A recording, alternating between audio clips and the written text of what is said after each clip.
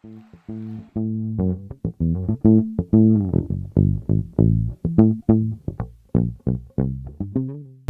this is Danny Moe at Berklee College of Music. You're watching for BassPlayersOnly.com.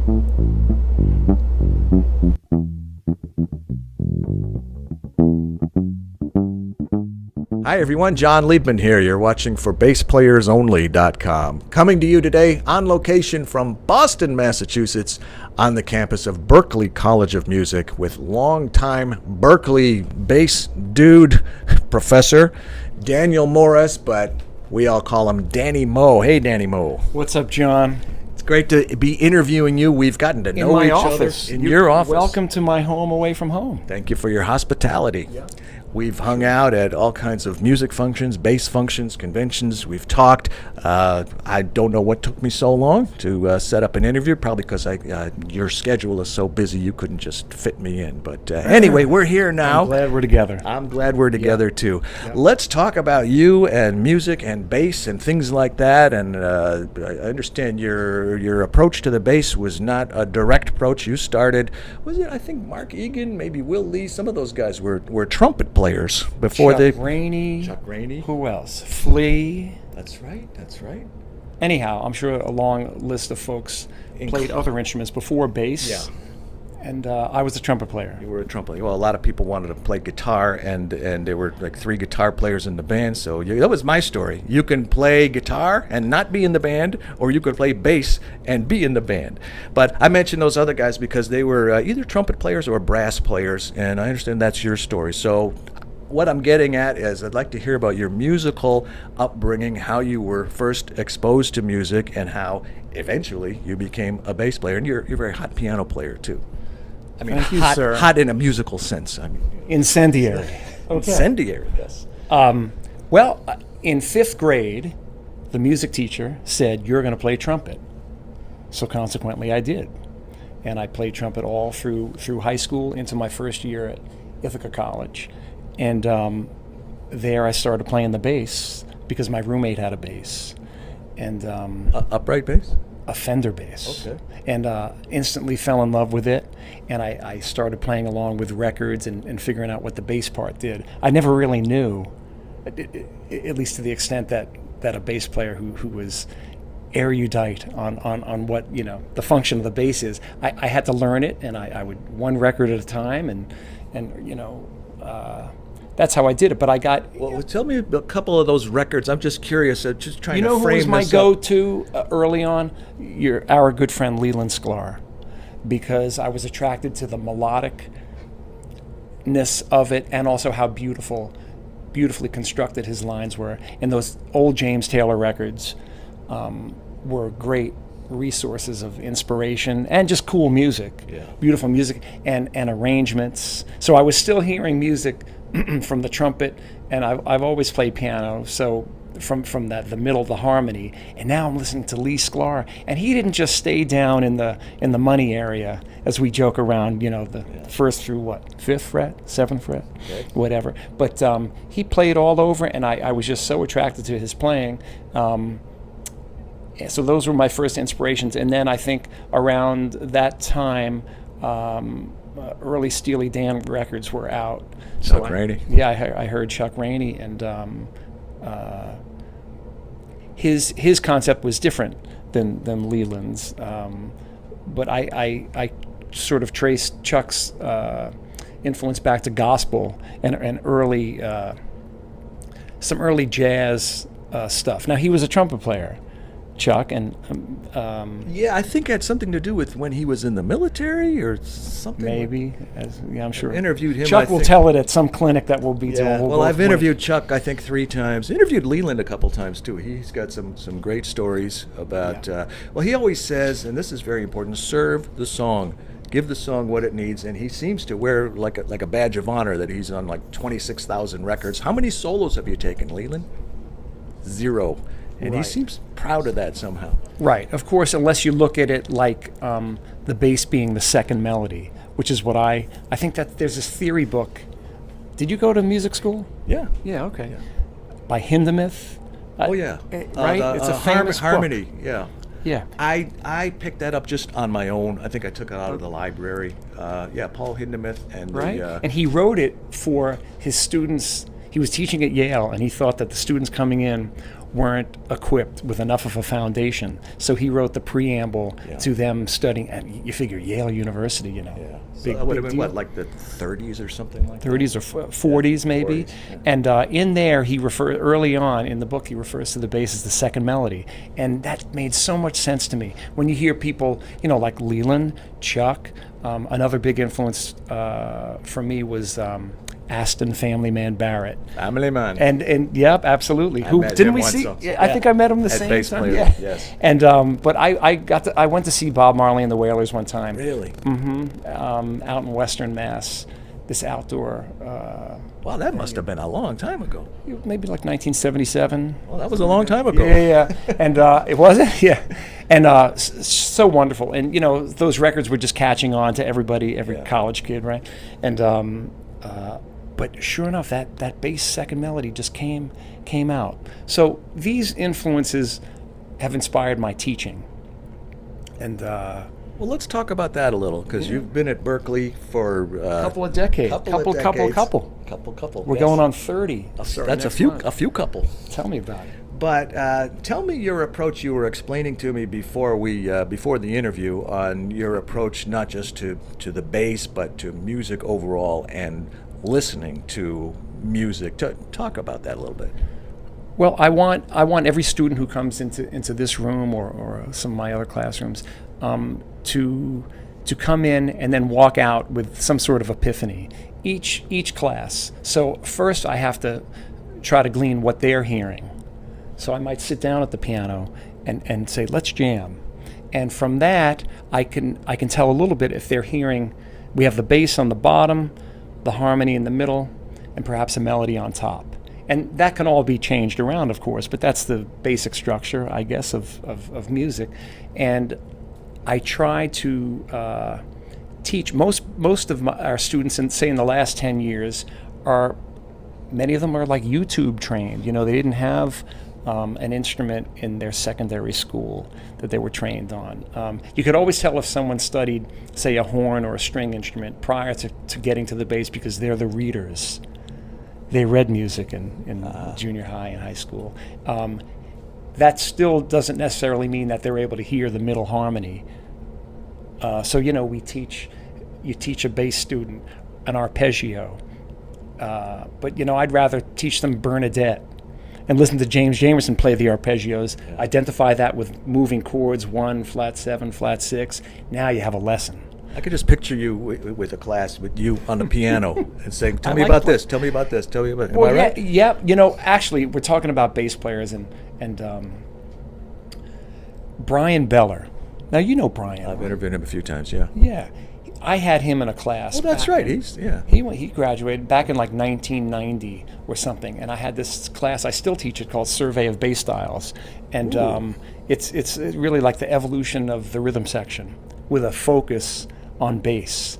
And back then I was putting cassettes in the cassette machine and playing music, and then I would stop and I'd say, "Class, what chord are we on?"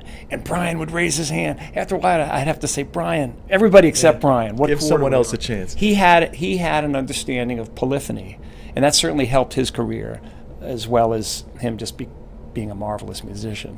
And there have been many musicians. Some are more household names than others, but the cool thing about being here for 30 years now is people send me an email of a picture of them with their kids, or now they turned into a music entertainment lawyer, or this and that. I mean, life goes on here. You know, we start studying bass and studying music, but so much evolves from that, and I've gotten to know so many cool people, not just the ones who became famous. Anyone who walks in here is a solid person, and we have a good lesson. I've never met a bass player who was a schmuck. Have you? Never. Okay. I'm intrigued. They're good people. They're Yes. good. You wouldn't be attracted to the bass if you weren't a supportive. Exactly. You know That's what what I I mean? was getting at. Bass players are used to making other people sound great, and we are, by nature of the instrument, we are in a supportive role. I think so. We are therapists. And there you go. You need us. Well, who am I talking to? You're bass players too, so you get it. You want to be in that. There is a camaraderie among bass players that I have not seen in quite the same way in other instruments. I believe and that. I don't want to get guitar players upset with me, but I mean, I know some cool guitar players. Yeah, I know a lot of good, cool guitar players, but at the risk of this coming out wrong, guitarist could be more about me, and the bassist could be more about, how can I help you? And go ahead, send me the hate mail. I don't care. I'm trying to make a point here. If it didn't come out right, I hope you understand the spirit in which it was intended. Yeah, and all that being said, I would say that the bass has evolved to the point where it has become a featured instrument out of that bottom cushiony role. But I like to, as a teacher, I like to bring students back to the original intention. I think that's the word I'm meaning to say, of the bass and how it functions. Because if you just start with the solo or just start with melodicism up in the high register, I think that's putting the cart before the horse. So I do a lot of reconstruction of the vehicle. I'm intrigued. What was the title of that? Something about the evolution of bass styles? Survey of Bass Styles. Okay. And your good buddy and my good buddy Rich Appleman taught the course for many years. I was a student in that class, probably the day after I went to that Marley concert. But I'm thinking, I mean, you could go thinking like Leroy Vinegar and Walter Page and to Scott LaFaro and Jimmy Blanton. We discuss all those people. Those are Paul McCartney and Flea and Victor Wooten. And I mean, how many weeks is the semester? I mean, it's a 15-week semester, and you know what? It must be tough to think what to keep in. Well, you can't get it all in. What you could do is inspire people to go digging and discovering themselves. But all those players have been covered. In fact, I got a message on Facebook from a student last night who said, "You'll never guess who I'm opening up for." And I said, "Who? Like where?" I haven't spoken to this student in a long time, and she said, "Leroy Hodges." So this student, Christine Mode, she's a wonderful player. She's living down in Nashville. She's in this Memphis review, and I don't even know what city they were playing in, but whoever Leroy Hodges was playing with was on the same bill. I said, "Man, get a picture with him." And she did send a picture. And she told Leroy that we studied Let's Stay Together in that class because it's a very beautiful line, a very different line than your stereotypical line, because what he does is he puts the fifth before the root. Okay. If you really dig into these tunes, there'll be one salient thing that will just stick out. And that's how I like to teach people to study. So instead of 1-5-1-5, it's 5-1-5-1? Yeah. Interesting. Yeah. Okay. Tell me, what's keeping you busy? That's got to make you feel really proud, by the way. I was glad to get the picture, and I'm glad that she's doing well. Because a lot of our students, Nashville's like a new buzz city for our students. I've noticed that in the last several years. Yeah. Well, tell me what's keeping you busy these days. Well, you're still playing out? You're gigging? You're playing shows? I play out a bit. But what I do is I like being a family man too. So our son's home from college this summer, and we're playing a lot of tennis. Family man, not to be confused with family man. Right, but I hear he's got a lot of kids too. Anyhow, so I'm enjoying myself. I read a lot. I'm rereading Jack Kerouac's On the Road. What a cool book. Wow. I found it at a yard sale for 25 cents. But anyhow, I find... You didn't try to bargain him down? No, right. But I kind of learn a song a day. What'd you learn today or yesterday? Well... Or in the last week? I was in that room while you were busy. Yes. And... what's that? Well, my son showed me this. You ever see those Tiny Desk concerts on NPR? Well, Chance the Rapper was on one. It just got released last night. And our crew guys are nodding. The young people here. Oh, Chance, right? It's so good. And he covered a Stevie Wonder tune, They Won't Go. It's from the old record. with Ma Chérie Amour, the fulfillingness. Fulfilling Yeah, this is first finale. that's the one. And it's You a haven't done beautiful- nothing. Is that Right. the one you're talking about? No. Oh. What is it?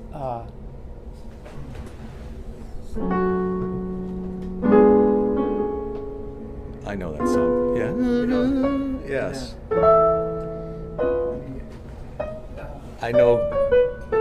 That. So I was just Hey, trying this to is mess for around with bass that. players only. Sorry, but that's the whole point. If you know the scheme of the harmony, think of it as like we're in F sharp minor, and we go to 2 minor 7 flat 5, and then you start working inversions up the chord, and then finally it resolves to like an A major, the relative major. All these things that our students are learning across Mass Avenue in theory classes, I try to assimilate that in this teaching studio here, or in my ensembles. I don't just teach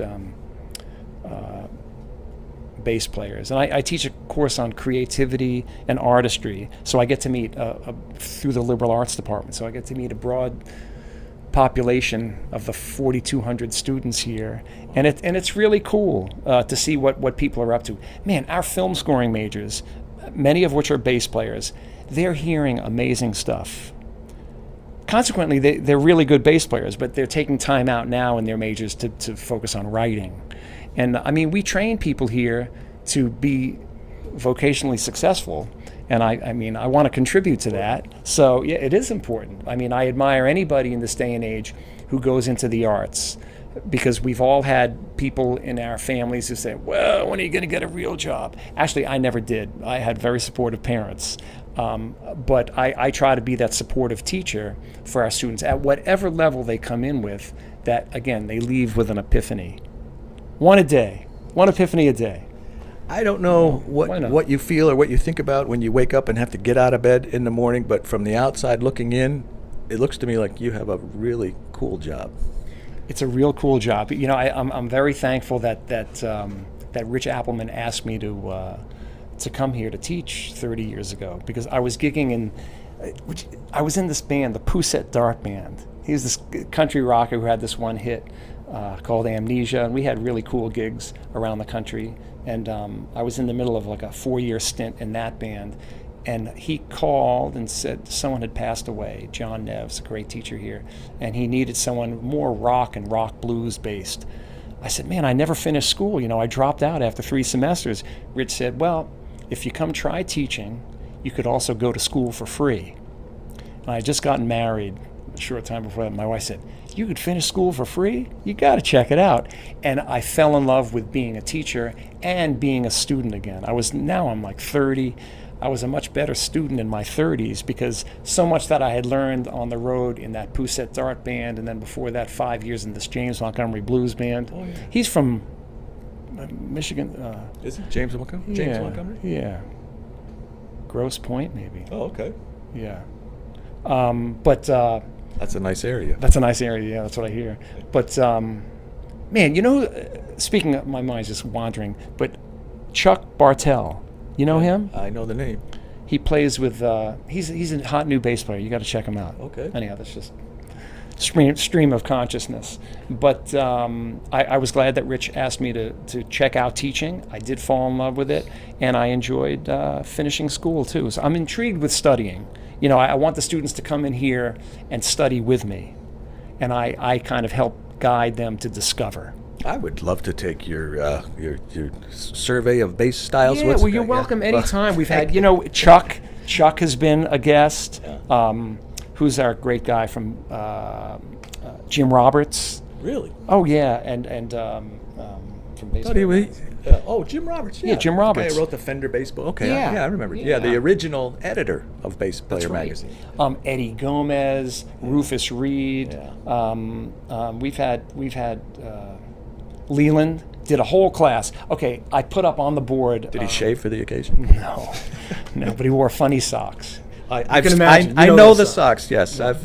But before he came in, I like to find out what the bass player is thinking of when he's playing. How does he do it? 1-5, 1-5. Maybe, right? And share that with the class, with me. I mean, I'm into this stuff just like anybody else. So I was listening to that song, Don't Let Me Be Lonely Tonight. Yeah. It's a beautiful tune. Michael Brecker, I think, has a solo in the middle of it. James Taylor, right? Mm-hmm. Yeah.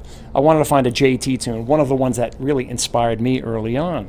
And I played it, and I kind of did like a Nashville number type system on the board. And Leland said, you know, we never use charts. Right.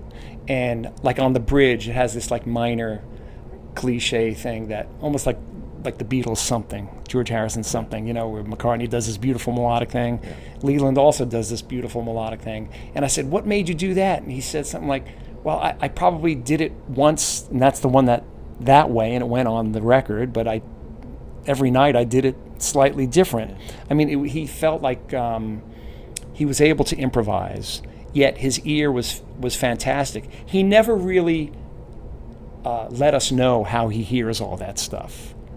I try to pry as much as I can, but I just feel like Leland is a wonderful musician. He's a lovely person, and that all kind of meshes together with someone who's gifted. Yes. You know, so he does all that. But in terms of his process, he didn't exactly. And it's hard. It's a unique thing. He told me when they do a James Taylor record, James comes into the studio with his guitar, and they all sit around and they work it out. He told us the same thing. There's no charts. Must be true. Yeah, right. Either that or that's his story. That corroborates the story. Yeah. There are no charts. Yeah. So everybody's using their ear. But look at the guys in the band. I mean, yeah, and how many records did he and Russ Kunkel play on together? So and Danny Korchmar, is that a Cooch? Right. Cooch. Right. The session. I saw James Taylor with Carole King and those guys. And when Leland. they went out again? That tour. Was it yeah, great? that was great. Yeah, and I have an interview with Leland. He was telling me all about it, and also he was telling me about the 40th anniversary of Billy Cobham's Spectrum album. I went and saw that show, Wow. and it was just great. Yeah.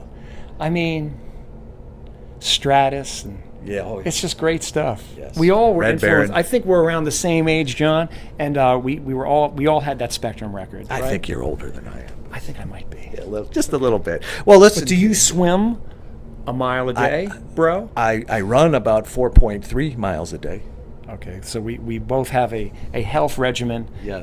We want bass players to be healthy and productive and Yes. and prosperous. Prosperous. This is fun. We can go on. I could go on and keep talking to you, but they have to go. Okay. So I do have one last question for you. Yes, if you can sir. tell me quickly and briefly, what would you be if you were not a bass player? You can't say a trumpet player. I mean, No, it's something outside of music. I couldn't. I wouldn't. It's too much fun. It's absolutely too much fun to be involved in this industry as a bass player. There is no ersatz. There's a good word for you. There's no substitute. I've interviewed over 500 bass players, and any- you are the first one to utter the word ersatz in an interview. God bless. No, it is too much fun. I am as intrigued as I ever was, and have this voracious appetite to study music and to play music. I love playing. I mean, I have a gig tomorrow night down on Cape Cod on the beach with this band that I play with now and then. I mean, we'll have a great time. That sounds nice. Yeah, right. All right. Well, Danny All Moe, right, it's John. great finally And I sitting love down. your show, man. I mean, Thank this you. thing, I watch all these. I watched the Don't Tell Me Gary Carr interview just the other week. I'm a huge fan. You went to Ithaca College. I was did. just there for the convention of the International Society of Bassists. Oh, cool. I interviewed Gary Carr and Francois Raboff on the same day. And then the next day I interviewed Christian McBride. I also interviewed Larry Grenadier. It was great. But That's heavy. Yes. Ithaca's they say Ithaca is gorgeous. yes, The Gorges. Nice yes, spot. gorgeous. Yes, I heard that. Yes. Thank you, John, and you're welcome here anytime. You're welcome to this office. This is room 1S. Got it. Yeah. Now we Yeah. all know. Thanks Yeah. very much.